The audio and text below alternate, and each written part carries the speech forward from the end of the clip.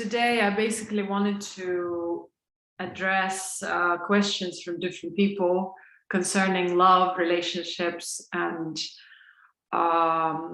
interactions. Like, people usually have a lot of concerns despite their spiritual quest and spiritual interests. The majority of people seem to struggle in the area of love and relationships, and it seems like there is a lot of confusion in areas of love, interpersonal communication, relationships. People wonder what true love is, what is true love, what is false love, how to know whether someone is really interested in me. And lots of people seem to be confused in situations when they suspect that someone likes them or loves them as they think, but then they excuse them for not contacting them or not pursuing them in a way that they say that, oh, they must be insecure, they must be fearful, they must be afraid to approach me, they must lack confidence. So I hear these questions that people ask me constantly: how to balance relationships, how to understand whether someone is truly in love or someone is just playing games or whatever. So I would like to give my sort of perspective on that. So first of all, I make some notes because there are different questions here in one sort of question. How to tell true love from false love. So basically, what is love? And so I try to give you kind of very concrete and short answers. So now, so first of all, love is beyond thoughts. It's a pure expression. It has nothing to do with fear. It has nothing to do with insecurity. It has nothing to do with, let's say, thinking process. Love is beyond thoughts.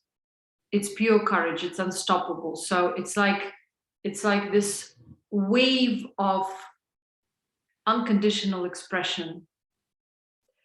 Whatever comes on the way is the hindrance, right? So when we express ourselves freely, we may say that we are free in self-expression, or we are pure emanation of ourselves, right? But when we think, when we stop ourselves, when we hold ourselves, it means that there's something in between. So true love is pure courage. It doesn't know limitation. It doesn't know fear. It doesn't know, in a way, boundaries. Nothing can stop it. Now, if you look at sexual expression, it's kind of unstoppable as well. But the difference between sexual expression and true love lies in the fact that sexual expression is not sustainable. Sexual expression or sexual desire is also very powerful and unstoppable, but it is not sustainable if there is no true connection. So very often people confuse sexual unstoppable desire for love, but once they're satisfied or once they're comfortable, they feel like something is wrong, something is not going further, something isn't working. So, and this is because such connections are not based on true love. Such connections may be based on convenience or comfort or some kind of a logical explanation, excuse, maybe just some sort of a superficial interest plus satisfaction on the sexual level. Now, what comes to true love and sexual connection. So in the context of true love, sexual connection will be long-term and will be fulfilling. But in the context of sexual connection only, without pure love or true love, sexual connection is not sustainable and will eventually lead to dissatisfaction, to some kind of search for something else. Because if our soul is not nurtured and fulfilled, the satisfaction of sexual needs will not bring us long-term contentment and satisfaction in relationships. So now, true love is not based on just convenience or mutual interests, because it's a soul connection. So in order to understand what that is, one's heart needs to be open. So the majority of people do not have their heart open. It means they have a sexual need, they feel a need, a natural, because it's natural for everyone, natural need for, tactile connection, or some sort of, they feel lonely, they need socialization, communication, interaction, plus their sexual needs aren't unsatisfied. So they start looking for this satisfaction. And this desire at some point may become unstoppable. And attracting partnership through this sort of desire is not going to be fulfilling in long term, usually, because the desire in this case will blind one's true understanding of one's deeper needs, soul needs. So, but again, it depends on one's conscious level. If one approaches life from the standpoint of being content within themselves, knowing themselves, exploring themselves, kind of the being who is more rooted within themselves. So they will not go for just the satisfaction of their primary desires or sexual desires. They will look for some depth there, because they would know that sexual satisfaction will not lead to their soul satisfaction, so to speak. Now, many times people say that that somewhat they have confusion. They foolishly believe that someone loves them, but somewhat doesn't want to communicate, is scared, is afraid. It's not true. It means that this is not love, or it means that those people who say that they love you or they care of you are not true either to themselves or to you. So why? Because, as I already said, love is beyond thought. It doesn't analyze, it doesn't weigh, it doesn't think in a logical way. It doesn't try to measure, oh, is it going to be a satisfactory union for me? Is it going to bring me some material wealth? It just, that just doesn't exist. That's why love is pure courage. Love is purity, in fact. It just expresses itself. It's there without all these logical, rational explanations. And I'm not speaking about obsession, because many people nowadays are obsessed about other people. Obsession is based on rejection, on lack of self-love, and some sort of chasing of some sort of projections or love ideals. And these kind of obsessive behaviors come from parental neglect or lack of awareness about one's own self, discontentment within oneself, so which pushes one to pursue something that is clearly not there, or imagine something that is clearly not there.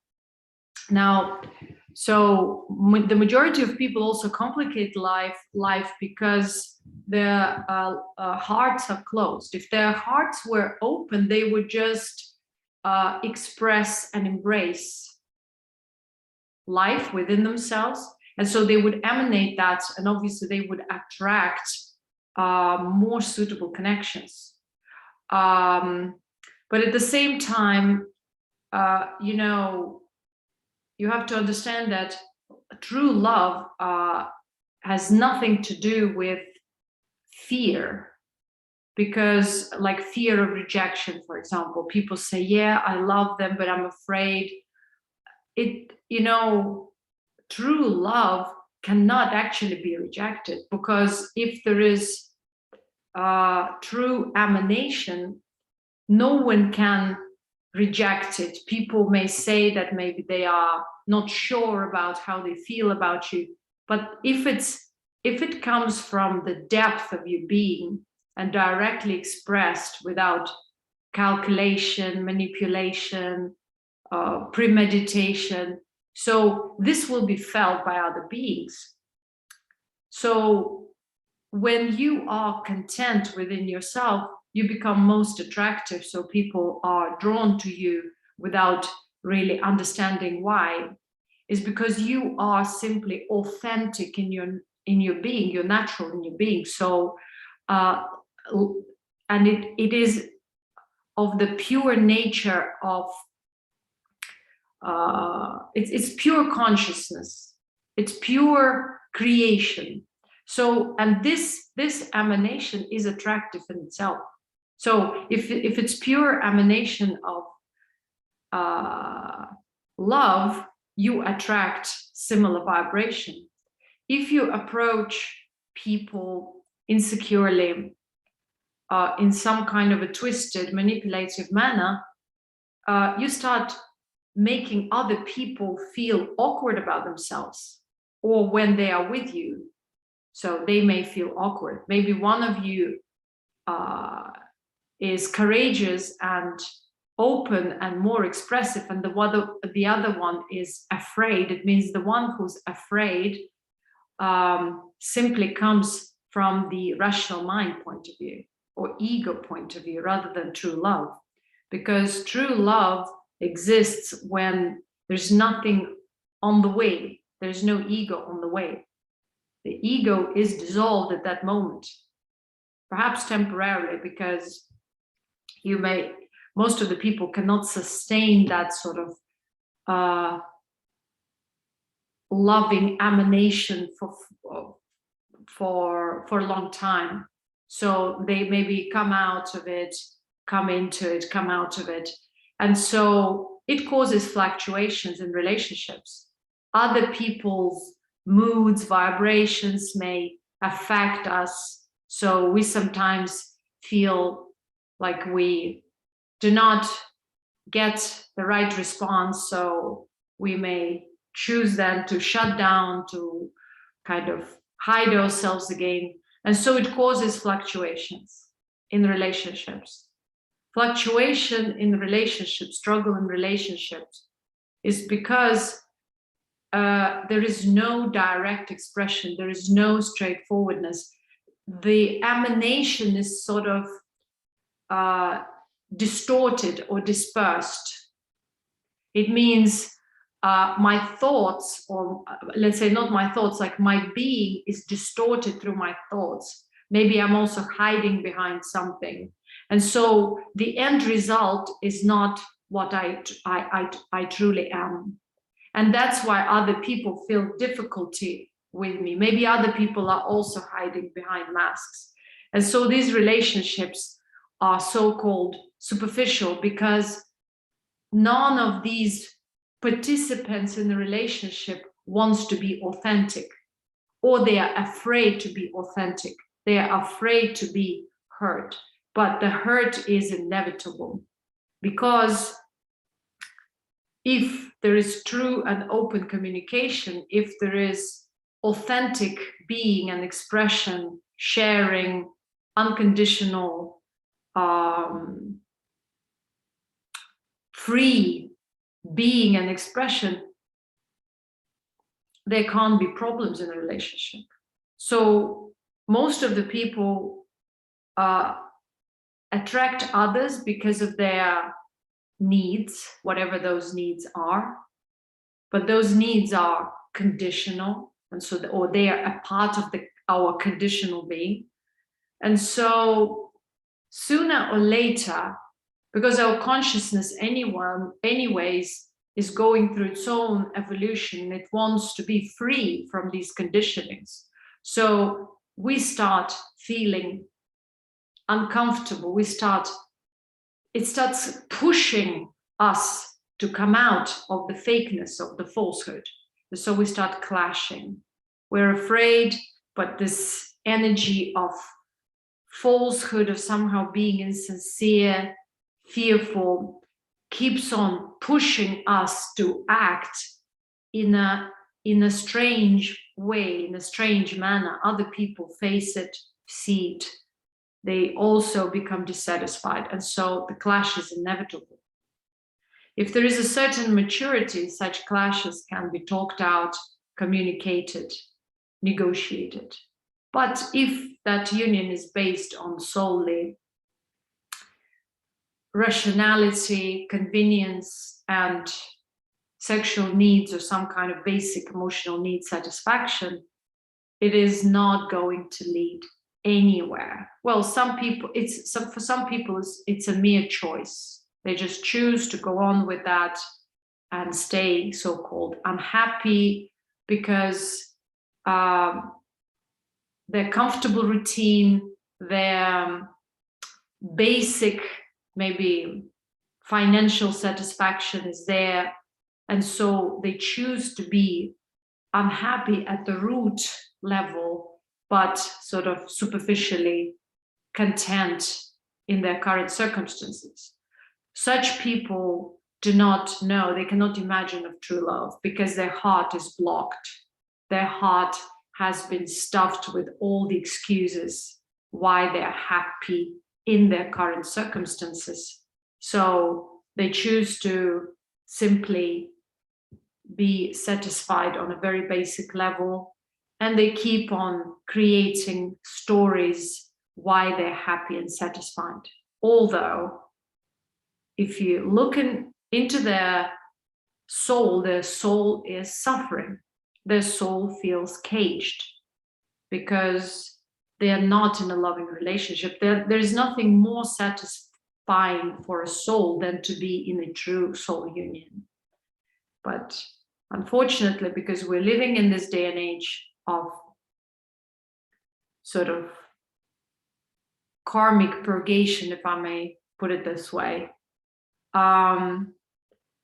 unfortunately, before we purge out our traumas or understand our traumas as not being a part of our soul or our true being, and then if we don't root ourselves at the point of who we truly are, our authentic being, our heart, our natural being, and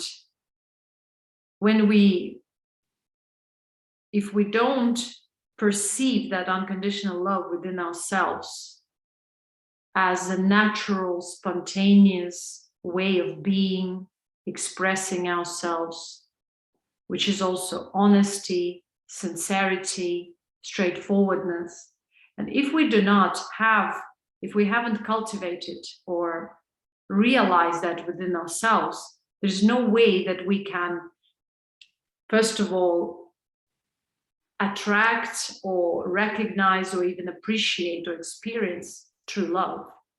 So, because our fear, our insecurities, our conditionings will veil us and will push us to an opposite direction, a direction of just some sort of emotional, conditional connection with someone who has probably nothing to share with us, but we may choose to create a story that this is satisfactory and just go for it, for the sake of not being alone, not really reflecting ourselves deeper.